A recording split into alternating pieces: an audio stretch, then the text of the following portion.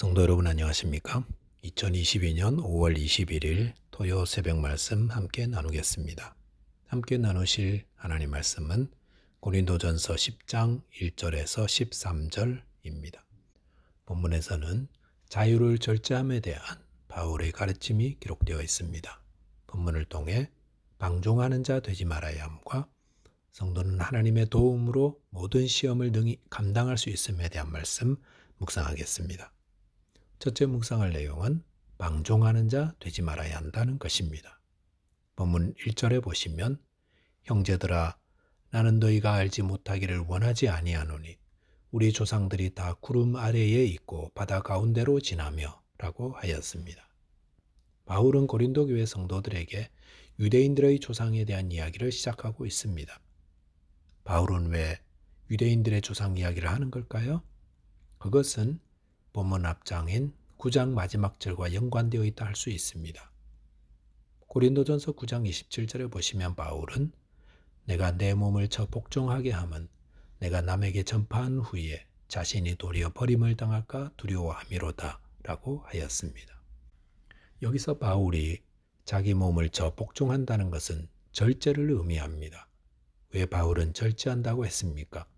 그것은 비록 바울이 다른 사람에게 복음을 전파하는 사도라 할지라도 절제하지 않고 방탕한 삶을 산다면 버림을 당할 수 있을 것을 두려워하기 때문이라 하였습니다. 그러면서 본문 1절에서 광야를 지나던 이스라엘 백성들 이야기를 통해 이 사실을 더 강조하고 있는 것입니다. 1절에 보시면 광야의 이스라엘 조상들은 구름 아래에 있었고 바다 가운데 지나며라고 하였습니다. 이것은 이스라엘 백성들이 불기둥, 구름기둥으로 하나님의 보호를 받았고 또 홍해를 건널 때도 바다로부터 보호하심을 받았다라는 사실을 이야기하고 있습니다. 그런데 본문 2절에 보시면 바울은 이 구름과 바다에서 보호받은 것을 세례를 받은 것이다 라고 했습니다. 왜 구름과 바다에서 세례를 받았다고 할까요? 그것이 세례의 의미이기 때문입니다. 우리는 예수를 믿고 그리스도인으로서 새롭게 삶을 살게 될 때 세례를 받습니다.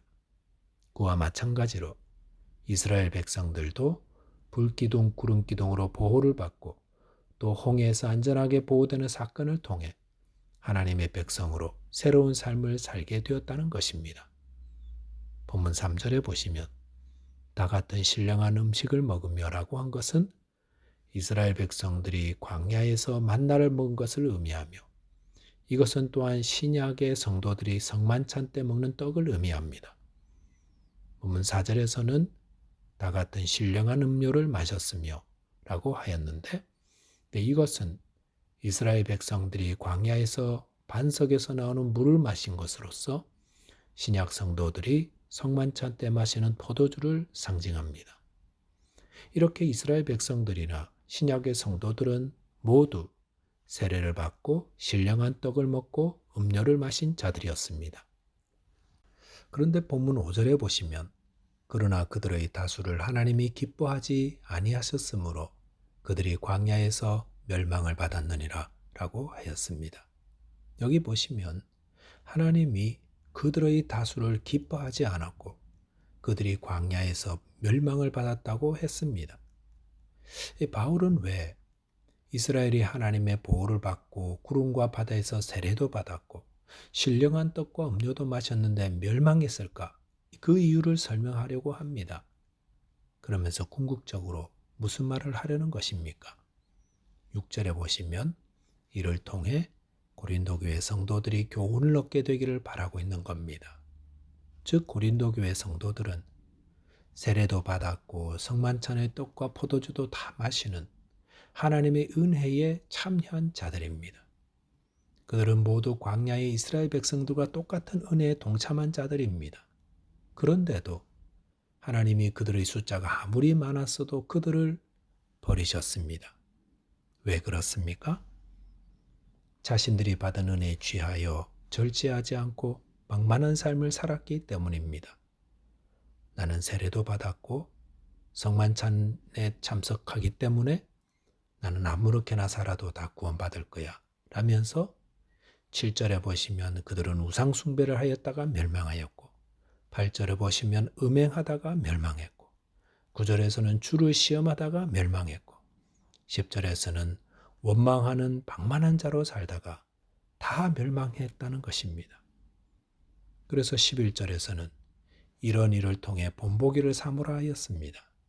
12절에서는 선줄로 생각하는 자, 즉 나는 구원의 확신도 있고 믿음도 확실하고 은혜도 체험했고 세례도 받았고 기도 응답도 많이 받았다는 그 생각 때문에 나는 아무렇게나 살아도 구원받을 거야 라는 그릇된 생각을 가진 자는 넘어져 버림을 받게 될 것을 두려워하며 회개해라 하는 것입니다.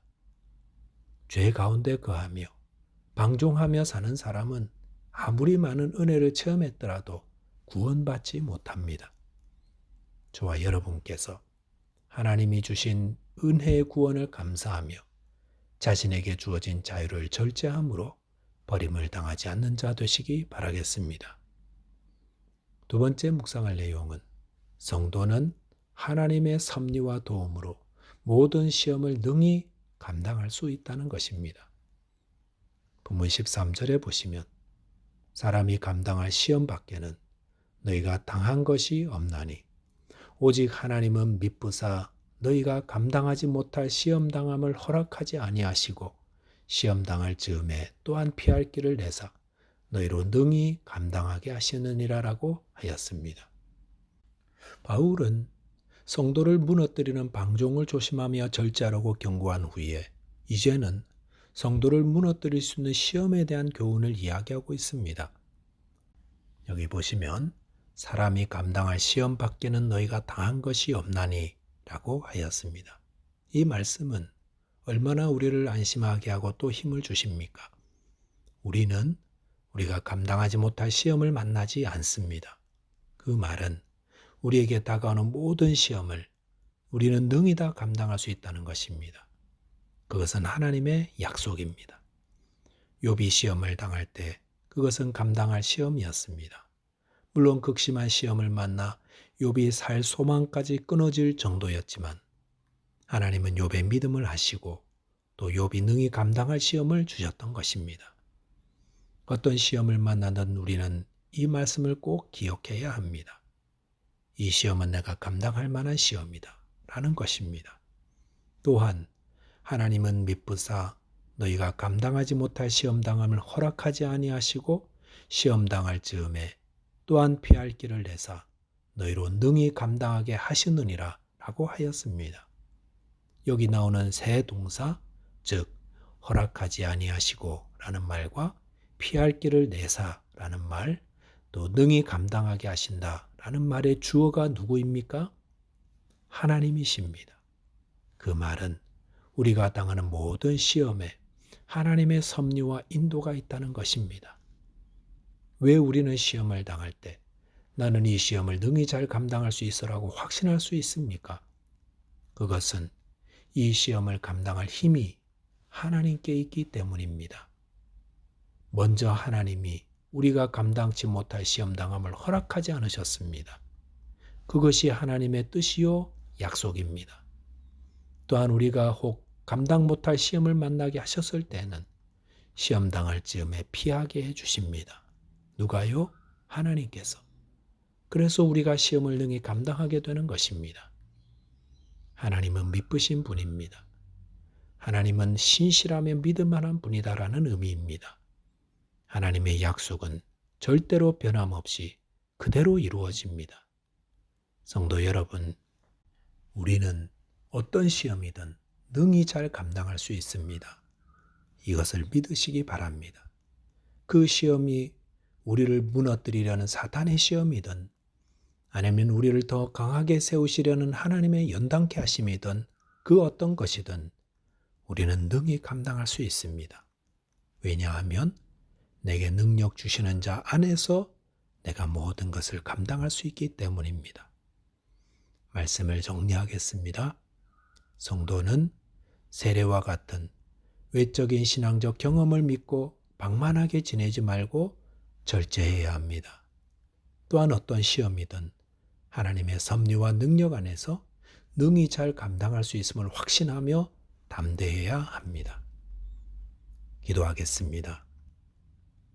하나님 아버지, 주님께서 저희에게 베푸신 그 많은 사랑과 은혜를 기억하며 방만하게 지내지 않게 해주시고 절제하며 근신함으로 주님을 섬기게 하여 주옵소서.